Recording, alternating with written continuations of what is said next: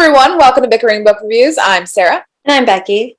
And today we're doing something a little different. We've chosen a book, A Good Girl's Guide to Murder by Holly Jackson. Let me make sure that that's right. Yes, Holly Jackson. And we've decided to do a few read-alike books because this book was so phenomenal and people are asking about it and it's still kind of on wait lists. And so where do you go next? Off the shelf. Yes. Right. So where do you go next? Go ahead. Oh no, I was like, yeah, that's it.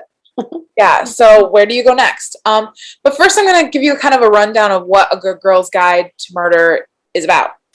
And so this is, for Pippa's senior project, she has decided to research the impact of social media on murder cases. Though really, she's just trying to find the true murderer in an old case. Several years ago, teen Annie Bell was murdered by her high school sweetheart, Sal Singh, who committed suicide shortly afterward. Pippa looked up to Sal when she was little and refuses to believe that he would ever commit murder. Enlisting the help of Sal's younger brother, Ravi, Pippa begins digging into the past. However, she begins to receive more and more threatening notes. Has this murder really been solved, or is Pippa getting closer to the truth? So she's like an excellent girl detective. Not girl detective. She's an excellent detective. And the story moves really quickly. It definitely has British slang in there, even though it's set in the United States. That's the one major sticking point. But and it's not just us who have said that. Like, we've been in talking to other coworkers, and they're like, "Yeah, that was weird." but it's acceptable because we loved it so much.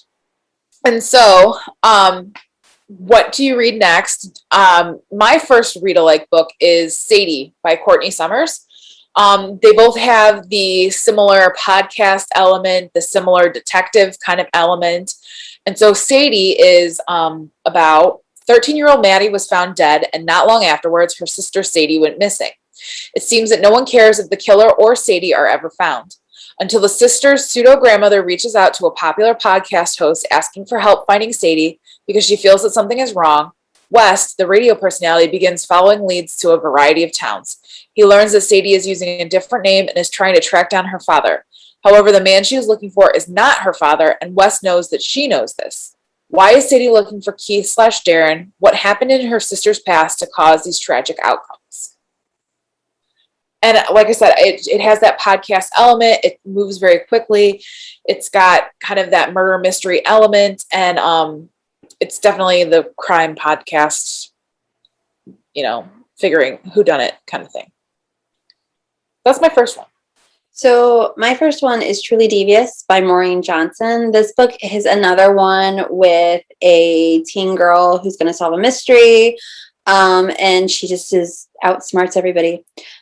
This book is about Stevie Bell, who wants to solve a murder. In particular, she wants to solve the cold case of the disappearance of the wife and kidnapped daughter of a billionaire tycoon, Albert Ellingham, in 1936. Now enrolled in Ellingham Academy, Stevie knows she'll be able to uncover the clues to solve an almost century-old mystery. So it's very similar with the looking for clues, trying to connect things, the twists, the turns. And it's another teenage girl who solves the crime that the grown men couldn't. Well, on that same vein of thought, my next one is Two Can Keep a Secret by Karen and McManus. And so, okay, the summary of this is going to sound over dramatic, but the book is really well done. And so it's about Ellery and Ezra, fraternal twins who have always counted on each other and take care of their drug addicted mom. However, after their mother goes to jail for driving her car into a business, the twins are shipped off to their maternal grandmothers. Ellery can finally see where her mother grew up, and she can put her crime-solving skills to the test. While she looks into her mother's sister's disappearance and the murder of another homecoming queen, Lacey, who was killed more recently, things take a more deadly turn when the twins first arrive in Echo Ridge and another dead body is found. What else would you expect from a town whose biggest attraction is a horror-themed park? Even with all the true crime happening around these town newbies, Ellery and Ezra quickly make friends and enemies. Ellery is drawn to the younger brother of one of the main murder suspects for Lacey's death. The past begins haunting the present generation as suspects from previous murders begin coming back to town and the potential killer begins posting threats around town. How does anyone stay alive around here? I liked that one. And like that one, you know, fast paced, girl detective or detective. I keep saying girl detective, and that I need to not say that. I know. But you know what the thing about Two Can Keep a Secret is I remember reading that and like I didn't completely figure it out. Right. And I don't even like try to figure it out. I'm just kind of like, oh, this is where it's going. And that one I didn't do it. So I enjoyed that one. Well, yeah, like I didn't even try to figure out like why, like who done it, like because I was just so invested in the story. My next one is Little White Lies by Jennifer Lynn Barnes. This is another one. It's not a murder mystery, but there is a little bit of a mystery, but there's also the family drama angle and the strong characters. Plus this one's a little bit quirkier. Sawyer Taft is now part of the high society that her mother rejected almost 20 years ago. Sawyer had dreamed of learning about her biological father, and now that she knows the secret of her birth, she just wants to keep her family. However, Sawyer's new life is being threatened by a long-ago secret that is refusing to stay hidden in a secret society that is trying to recruit Sawyer into their ranks, but they must also hold secrets to the mystery haunting the Taft family. And that's actually the second book. It's the wrong description, but it's similar. Oh, wow. Jennifer Lynn Barnes did it for me too. Like she's got some great mysteries. She's a great writer. She's got strong characters. Like her plots just keep you involved. I totally love JLB. And so my third read alike is a Jennifer Lynn Barnes book, and it's Inheritance Games. And so this is basically a contemporary Westing game. So after Avery Kylie Grams lost her mother, she began living with her older half-sister and her sister's abusive boyfriend.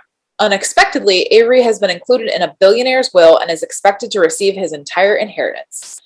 Avery didn't know the guy Tobias Hawthorne, and now she is expected to live in his puzzle-like mansion with his angry family for a year. Hawthorne left clues for Avery and his 4 grandsons, but it's difficult to know who to trust to help solve the puzzle, especially as Avery finds herself attracted to the brothers. Mystery abounds in this world. Will Avery make it out alive? That one was just fun. It was just fun. Though I was kind of disappointed in the ending of it all. I am hoping the third book fixes it because the second one. That first one, man, phenomenal. Yeah, the second one I was kind of like, oh, okay. So my last book is kind of a reach, but it's another one if you enjoy the young woman trying to solve the mystery and basically doing it better than anybody else. Mine is Stalking Jack the Ripper by Kerri Maniscalco. This book takes place, obviously, in the 1800s, and it's about Audrey Rose Wadsworth, who wants to be a forensic coroner, but at this time she is of noble birth and she's supposed to just be pretty.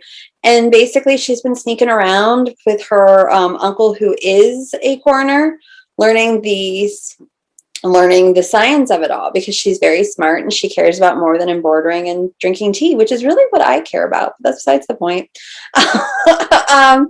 And so Audrey gets pulled into the middle of the Jack the Ripper murders, and she's trying to figure out who's doing it before anybody else gets killed. And she meets Thomas, who is her romantic foil, and it goes from there. But it's a fast-paced, twisty. I mean, Kerri Maniscalco got me. Like, I was all in with those books. Those books are like super popular. I haven't read that one yet, but I totally need to because like people are obsessed with it. They're awesome audios, just amazing audios. Okay. Yeah, totally. So that's kind of the read-alikes that we have for A Good Girl's Guide to Murder. If you know of any, good detective books or fast-paced mysteries, let us know in the comments. We'll see you around. Bye. Bye.